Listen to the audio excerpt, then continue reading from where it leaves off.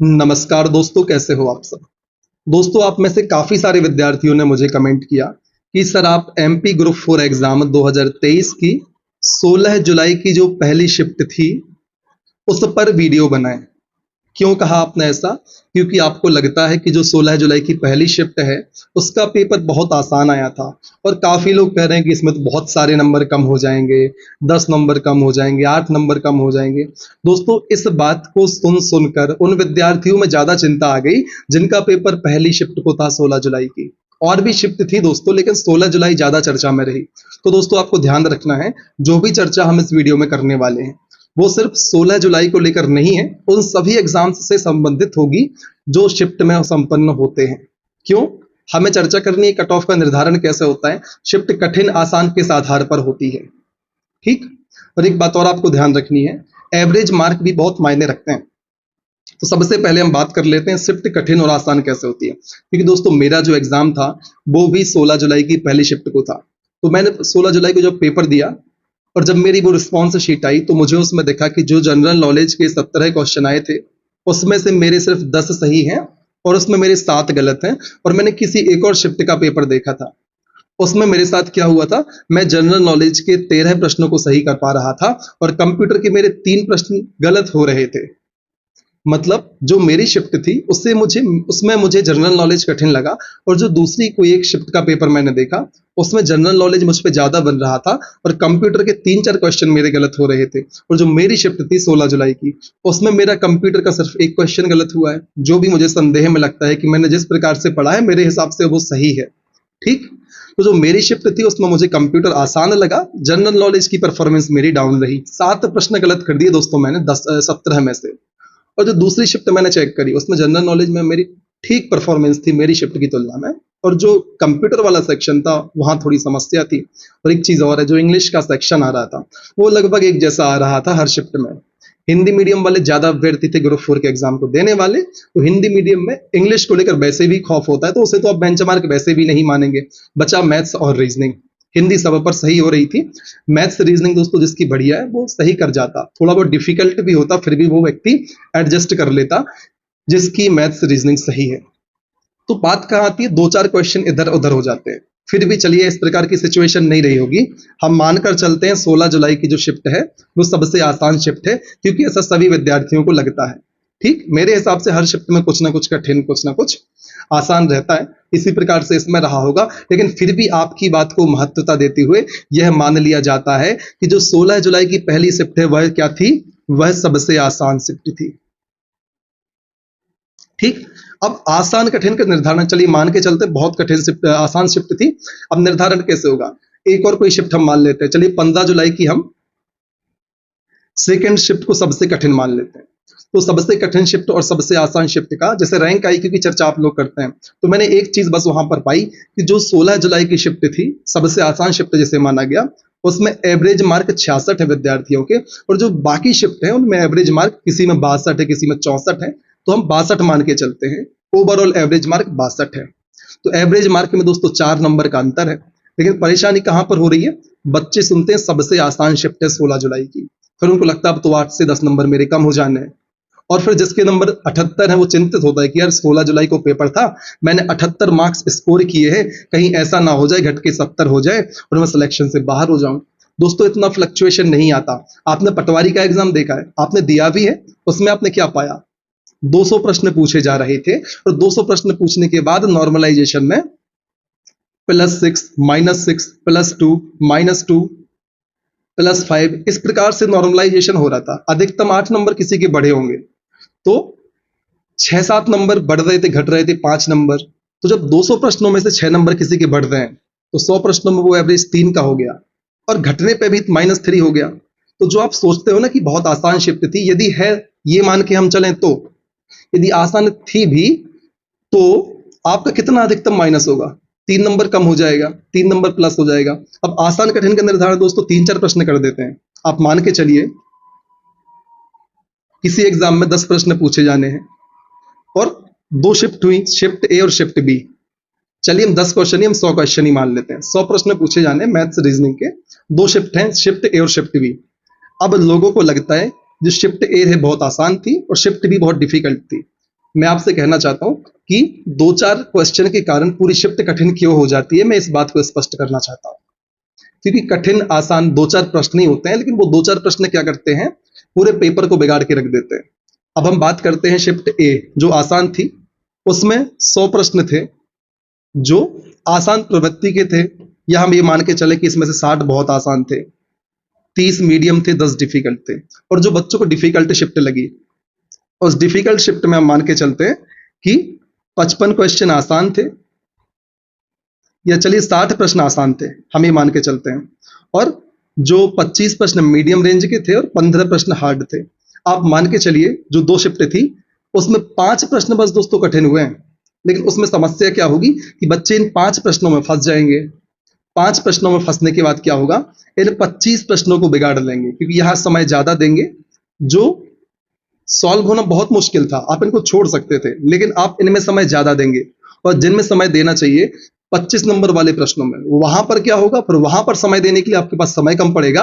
और जो आसान प्रश्न है उसमें आप पैनिक कर जाएंगे, और फिर आसान प्रश्नों को भी छोटी छोटी सी सिली मिस्टेक के कारण आप गलत कर देंगे। जो 5 नंबर का असर होना था वो आपकी परफॉर्मेंस पे 15 से 20 नंबर का असर नजर आता है। यदि आप जो 5 एक्स्ट्रा डिफिकल्ट क्वेश्चन थे उन पे ध्यान ही नहीं देते, तो जो मान लो 85 स्कोर करते तो आपका स्कोर 80 आता। लेकिन जो 5 डिफिकल्ट प्रश्न थे, आपने उनको इतना अपने ऊपर हावी होने दिया कि जो 85 से आपका स्कोर 65 पहुंच गया। 65 कैसे पहुंचा, जो मीडियम रेंज के प्रश्न थे जिनमें टाइम देके आप सॉल्व कर सकते थे, उनके लिए टाइम कम पड़ा, तो उनको आपने बनाने का प्रयास किया। और जो बीच बीच में आसान प्रश्न थे उन्हें पर आपने सही से समय नहीं दिया। तो 4-5 क्वेश्चन डिफिकल्ट हो जाते हैं कई बार शिफ्ट में, लेकिन पूरी परफॉर्मेंस पर उसका असर पड़ता है। 16वीं शिफ्ट में यदि मैं पर्सनली बात करूं तो मुझे मैथ्स रीजनिंग बहुत आसान लगी, कंप्यूटर आसान लगा, हिंदी आसान लगी, इंग्लिश भी बढ़िया मेरी सही रही। 17 में से मेरे 14 सही थे। जनरल नॉलेज मुझे कठिन लगा बाकी शिफ्ट के कंपैरिजन में। बाकी फिर अपना अपना सबका नजरिया है, हो सकता है बाकी शिफ्ट में 5-4 क्वेश्चन ऐसे हों जो डिफिकल्ट हो सकते हैं। 16 के कंपैरिजन में मैथ रीजनिंग में 2-3 क्वेश्चन होंगे, 1-2 कंप्यूटर में हो जाएंगे, 3-4 क्वेश्चन। तो इस प्रकार से मैक्सिमम माने हम तो 5 प्रश्न 6 प्रश्न ऐसे हो गए होंगे जो बहुत कठिन स्तर के आ गए होंगे दूसरी शिफ्ट की यदि हम बात करें तो, ठीक उनकी तुलना में बाकी शिफ्ट में। तो फर्क कितना पड़ेगा, बच्चे तनाव के साथ बात कर ले रहे हैं कि सर 16 की शिफ्ट बहुत आसान थी, और मैंने आपसे क्या कहा, आसान कठिन का निर्धारण 4 से 6 प्रश्नों के द्वारा होगा। अब मान लो किसी के 80 नंबर हैं 16 की शिफ्ट में, और 15 की शिफ्ट में मान लो किसी के 76 नंबर हैं, और मान लो 4-5 क्वेश्चन ऐसे थे जो बहुत डिफिकल्ट प्रवृत्ति के विद्यार्थियों को लगे 16 की फर्स्ट शिफ्ट के अलावा, तो उनके आधार पर हमें टेंशन लेने की आवश्यकता क्यों नहीं, ज्यादा फ्लक्चुएशन नहीं होगा। क्यों, बच्चे क्या सोचते हैं 4-5 क्वेश्चन आसान थे तो हमारे 80 में से 5 नंबर कम हो जाएंगे। यदि आपके 5 कम होंगे तो किसी के बढ़ेंगे नहीं, फिर या तो घटा घटा लो नंबर या बढ़ा बढ़ा लो। तो आप एवरेज मान के चलिए, मान लीजिए आपको लगता है 5 प्रश्न, तो हो सकता है आपके 2 नंबर कम हो, किसी के 3 नंबर बढ़ जाए, ये हो सकता है। ऐसा नहीं होगा कि 5 नंबर आपके कम हो गए क्योंकि आपकी शिफ्ट आसान थी और एक किसी की शिफ्ट कठिन थी तो उसकी 5 ज्यादा हो गए, ऐसा नहीं होता। घटते बढ़ते एक साथ हैं तो एवरेज निकलता है दोस्तों। विद्यार्थी क्या सोचते हैं कि मेरी शिफ्ट कठिन थी और मेरे 70 नंबर हैं, और जो शिफ्ट क्या बोलते हैं 16 की फर्स्ट शिफ्ट या कोई और शिफ्ट जो बहुत ज्यादा आसान थी उसमें 80 नंबर हैं, तो वो क्या सोचेंगे, वो बहुत आसान थी, मेरी बहुत कठिन शिफ्ट थी, तो कठिन आसान वाली शिफ्ट में 10 नंबर कम हो जाएंगे तो वो इसको 70 कर देंगे, और कठिन वाली शिफ्ट में जिसमें 70 नंबर एवरेज था उसमें 10 नंबर जोड़ देंगे तो उसको 80 कर देंगे। दोस्तों 20 नंबर का वेरिएशन हो गया। यदि 5-10 नंबर का वेरिएशन भी होता तो यहाँ 5 कम होते, यहाँ 5 बढ़ते, तो 75-75 हो जाते। हम सही तरीके से चीजों को ऑब्जर्व नहीं करते हैं। लेकिन दोस्तों 10 नंबर का खेल ही नहीं है इधर। इधर 4-5 क्वेश्चन से सारी चीजें होती हैं निर्धारित। आप मान के चलिए 6 क्वेश्चन 4 क्वेश्चन इतना ही डिफिकल्ट रहा होगा, कुछ डिफिकल्ट हो गए कुछ कठिन हो गए, इससे ज्यादा नहीं रहा होगा। पटवारी में देखिए दोस्तों कितनी सारी शिफ्ट में पेपर हुए, बहुत आसान भी शिफ्ट लोगों को लगी, बहुत कठिन भी लगी, लेकिन फ्लक्चुएशन कितना दिखाई दिया, 6 नंबर 7 नंबर किसी के प्लस हो गए। 200 की बात चल रही है दोस्तों, 8 नंबर किसी के प्लस हो गए। तो 100 में से बात करें तो 4 नंबर होने चाहिए, और जब हम एवरेज निकालेंगे तो आसान शिफ्ट में से 2 नंबर कम होंगे और कठिन शिफ्ट में 2 नंबर बढ़ जाएंगे, तो एवरेज दोस्तों इसका 4 हो गया। यदि 4 प्रश्न कठिन है तो या तो आपके 4 बढ़ा देंगे तो आसान वाले के नंबर स्थिर रखेंगे, उसके फिर क्यों घटाएंगे भाई। आपके 4 प्रश्न मान लो कठिन हो गए तो आपके 4 नंबर बढ़ेंगे क्योंकि उसके 4 आसान थे, घटाएंगे क्यों। यदि आपके 4 प्रश्न कठिन है तो एक तरीका ये भी हो सकता है कि आपके 2 बढ़ा देंगे और जिसके आसान थे उसके 2 कम कर दिए, फिर भी तो 4 ही हुआ। हम परेशान क्या होते हैं कि हम अपने घटा लेते हैं आसान शिफ्ट वाले और कठिन वाले के हम नंबर बढ़े हुए देखते हैं, तो हम रिजल्ट के पहले बहुत चिंतित हो जाते हैं। हमें इस स्थिति से बचना है और यही उद्देश्य था इस वीडियो को बनाने का कि कैसे कुछ 2 4 5 क्वेश्चन के कारण हम पूरी शिफ्ट को कठिन और आसान कर देते हैं और उन्हीं 2 4 5 क्वेश्चन के कारण हम अपना पूरा पेपर बर्बाद कर देते हैं। इस बात को हमें पेपर के पहले भी ध्यान रखना है। मैं इसलिए नहीं बोल रहा कि मेरी शिफ्ट में 16 की शिफ्ट मेरी थी, बहुत आसान था, कठिन था। मैं एक जनरल अप्रोच आपको बता रहा हूँ कि 2 4 क्वेश्चन में यदि आपने ज्यादा टेंशन ले लिया तो पेपर पूरा खराब कर देते हैं वो। 20 प्रश्न का समय ले जाएंगे। मैथ्स 1 मिनट में होनी थी आपकी, 2 5 क्वेश्चन उल्टे सीधे आ गए, आपने 5 5 मिनट दे दिए, तो 1 1 मिनट वाले 20 प्रश्न आपके वही निपट गए। एक तो ये तरीका हो गया पेपर खराब करने का। दूसरा, हम ऑब्जर्व करते हैं जबकि शिफ्ट, फिर से मैं एक चीज रिपीट कर रहा हूँ, शिफ्ट आसान कठिन, आसान वाले अपने नंबर सिर्फ घटाए ना, कठिन वाले सिर्फ बढ़ाए ना। मान लो 4 नंबर 5 नंबर का फर्क पड़ना था, आसान वाले ने अपने 5 घटाए, कठिन वाले ने 5 बढ़ाए, ये 10 नंबर का हो गया भाई। 2 ढाई नंबर दोनों एडजस्ट करेंगे तब 5 का होगा। तो चिंता नहीं करनी है। 16 की पहली शिफ्ट पर मुझे उम्मीद है मैंने सफिशियंट आपसे डिस्कशन कर लिया है। अब वे विद्यार्थी चिंतित ना हो जिनका 16 तारीख को पेपर था। यदि आपकी शिफ्ट आसान थी, बाकी लोगों की कठिन थी, तो या तो उनके नंबर सिर्फ बढ़ेंगे तो आपके स्थिर रहेंगे। यदि आपके नंबर सिर्फ घटेंगे तो फिर उनके स्थिर रहेंगे, क्योंकि बैलेंस करना है ना। यदि 4 प्रश्न 5 प्रश्न के कठिन है तो आप या तो आपके 5 नंबर कम करेंगे तो उनके बढ़ाएंगे नहीं, क्योंकि 5 प्रश्नों की ही बात थी। यदि उनके 5 प्रश्न बढ़ा देते हैं तो आपके स्थिर रहेंगे, क्योंकि 5 प्रश्नों की ही बात थी। यदि घटाते बढ़ाते हैं तो 2.5 नंबर कम आपके, 2.5 नंबर ज्यादा उनके। इसको डबल नहीं करना। दोस्तों, पटवारी में भी हमें 8 नंबर 7 नंबर का देखने को मिला, 200 का पेपर था, उसमें तो बहुत ज्यादा वेरिएशन था। लोग बोल रहे थे कि यार मार्च की स्टार्टिंग की शिफ्ट तो हलवा शिफ्ट थी, फिर भी कितना फर्क पड़ा उनके मार्क्स में, 2 3 नंबर का, 4 नंबर का। तो यहाँ पर तो दोस्तों लगभग सिमिलर था, 2 4 5 क्वेश्चन का अंतर था।